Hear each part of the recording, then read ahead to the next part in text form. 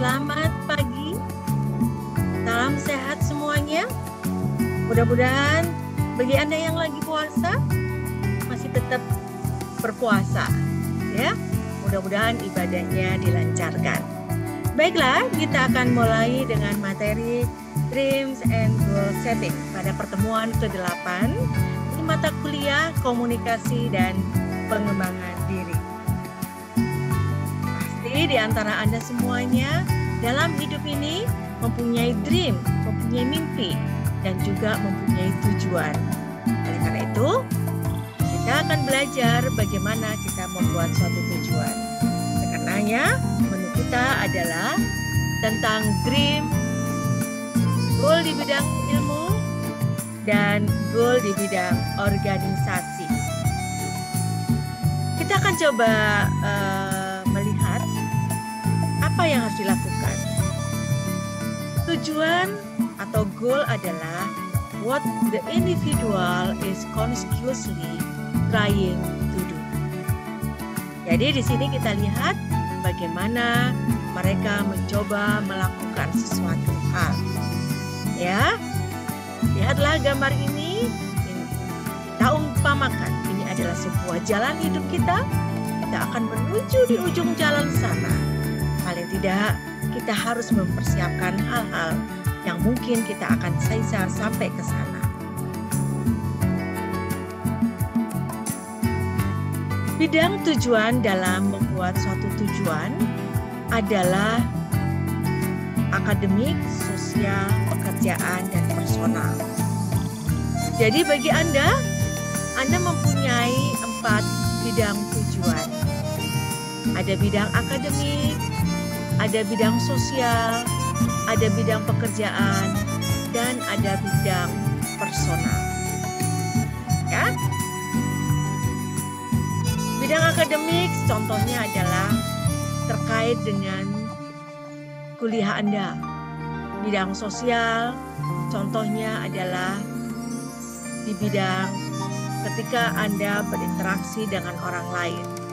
Berikutnya adalah bidang pekerjaan, itu terkait dengan nantinya pekerjaan sesuai bidang keilmuan Anda bisa jadi, ya.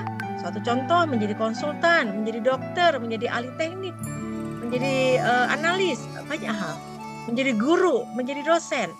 Ada pekerjaan-pekerjaan yang terkait dengan bidang ilmu dan pengalaman organisasi Anda. Berikutnya adalah personal. Ini biasanya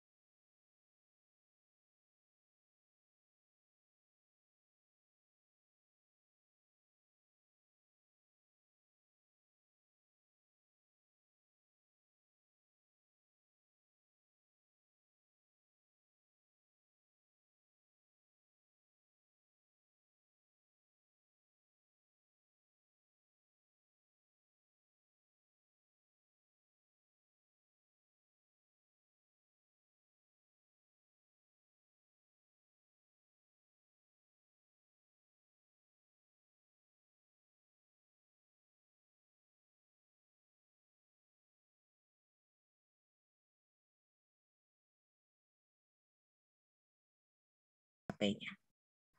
Ya. Satu contoh, kalau Anda adalah anak dari keluarga yang mampu, ya, sebenarnya Anda punya kemampuan untuk melesat karena ada biaya untuk melakukan itu. Walaupun kelihatan sulit, maka sebaiknya Anda mempunyai motivasi untuk mencapai hal yang sulit itu. Bisa kemampuan dalam intelektual, bisa juga kemampuan dalam finansial. Ya, jangan istilahnya kalau orang lawang engkau, walaupun kamu adalah orang yang mampu, janganlah buat tujuan yang ecek-ecek. Ya, ecek-ecek itu terlalu remeh gitu ya untuk bisa Anda capai. Oke? Kemudian langkah-langkah dalam goal setting. Kalau dibuat sebenarnya ada 5, tetapi saya mencoba membuat penyederhanaan bahwa 3 hal yang di depan ini yang terkait dengan perencanaan. Ya, baru kemudian implementasi rencana dan evaluasi progres Anda. Kita fokusnya pada mengidentifikasi goal, menyusun dan mengevaluasi rencana alternatif, membuat rencana implementasi ini ya, perencanaan. Kita fokus pada ini aja dulu ya. Apa yang harus kita lakukan dalam mengidentifikasi goal, tujuan? Hal yang paling penting adalah SMART, singkatan dari specific, measurable, action, realistic, dan timely. Spesifik, deskripsikan apa yang ingin Anda capai sebagai tujuan Anda. Hindarkan istilah umum seperti baik, bahagia, sukses. Bahagia itu efek samping, dampak ya, dampak dari sebuah aktivitas. Artinya Anda harus spesifik. Sukses itu juga harus spesifik, bermacam-macam sukses itu. Jadi hindari istilah yang umum. Jadi langsung spesifik apa. Yang berikutnya measurable, harus bisa terukur sehingga kita bisa mengevaluasi. Deskripsikan goal dalam istilah yang dapat dievaluasi. Ya, harus menyertakan pernyataan misalnya level minimal dalam pencapaian goal Anda. Paling tidak, misalnya satu contoh, saya bisa menjadi lulusan UNER dengan gaji pertama sekian. Itu kan suatu standar gitu ya. Atau misalnya saya ingin lulus dengan IPK berapa. Itu suatu hal. Jadi benar-benar ada bisa dilihat hitungannya. Berikutnya adalah action. Identifikasi suatu goal yang fokus pada tindakan daripada kualitas personal. Jadi lebih fokus pada apa yang dilakukan, action. Mencapai, mengurangi itu action. Jadi kalau ada kelihatan kan itu kata kerja yang kelihatan benar-benar ada apa yang dilakukan. Kemudian realistik. Identifikasi goal Anda dan menyadari bahwa goal tersebut mampu Anda capai. Oleh karena itu, membumi, lihat dulu potensi diri. Ya, tapi jangan kemudian mengekskuskan potensinya misalnya 90 Anda mencapai goalnya cuma sampai 70, jangan. Harus sampai optimal. Realistik kan? Karena Anda mempunyai kemampuan itu gitu. Jadi tolong kembali lagi berbasis pada gambaran diri Anda. Seperti apa sih Anda? Kemudian timing. Identifikasi goal yang dapat dipecah dalam tujuan jangka pendek dan jangka panjangnya. Ingat, jangka pendek adalah kurang dari 1 tahun dan jangka panjang adalah 1 sampai 10 tahun.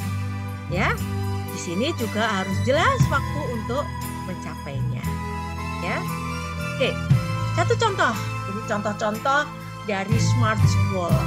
Nah, goal yang tadi dengan SMART tadi harus bisa diimplementasikan di dalam 4 bidang. Akademik, sosial, pekerjaan, dan personal. Akademik misalnya, saya ingin mencapai IPS, indeks prestasi semester adalah 3,0. Ya, semester ini misalnya. Bukan semester depan, semester ini. Nah, itu kan suatu hal yang terukur, timeline-nya ada. Ya, saya ingin mencapai nilai TOEFL 600 6 bulan ke depan. Kelihatan sekali karena ini ada waktu 6 bulan ke depan. Saya ingin mengurangi frekuensi jalan-jalan dengan teman-teman saya minggu ini. Itu kaitannya dengan sosial. Berikutnya adalah kaitannya dengan pekerjaan. Saya ingin mengikuti pelatihan kepemimpinan. Bu, saya kan belum bekerja. Bolehlah kalau Anda di sini pekerjaan belum, boleh dikosongin. Ya kan? Tetapi Anda tahu nanti tugas Anda adalah membuat mimpi di tujuan yang jangka panjang juga. Bisa jadi itu di pekerjaan Anda seperti apa nantinya. Kemudian ada kaitannya dengan personal, bidang personal. Misalnya satu contoh, saya ingin menabung minimal 500.000 setiap bulan. Saya ingin olahraga 4 kali dalam seminggu selama 30 menit. Saya ingin tidak menjadi pemarah mulai 3 hari ke depan misalnya. Itu kan kelihatan Anda punya. Ya.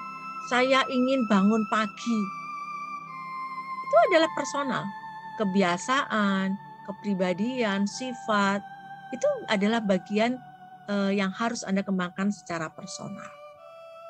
Ya, cukup paham di sini? Dari SMART tadi diimplementasikan di dalam 4 bidang. Ya, rencananya nanti di bidang akademis Anda harus seperti apa, di bidang sosial seperti apa, di bidang pekerjaan seperti apa, di bidang personal Anda seperti apa. Ya. Karena itu kesimpulannya, langkah-langkah yang harus dilakukan dalam menentukan tujuan. Mengidentifikasi dan mendefinisikan goal. SMART goal. Menyusun dan mengevaluasi rencana. Membuat rencana implementasi. Mengimplementasikan rencana. Mengevaluasi progres atau kemajuan. Cukup paham? Lalu bagaimana caranya gitu ya? Karena ini di kuliah pertemuan ke-8 kita melakukan 2 hal yang bersifat asinkronus adalah Anda mendengarkan apa yang Anda lihat hari ini, dan yang kedua yang sinkronusnya selama 1 SKS Anda harus bertemu secara offline dengan kami para fasilitator untuk membuat rencana bidang akademik dan rencana atau goal di bidang organisasi. Kenapa Bu 2 bidang ini?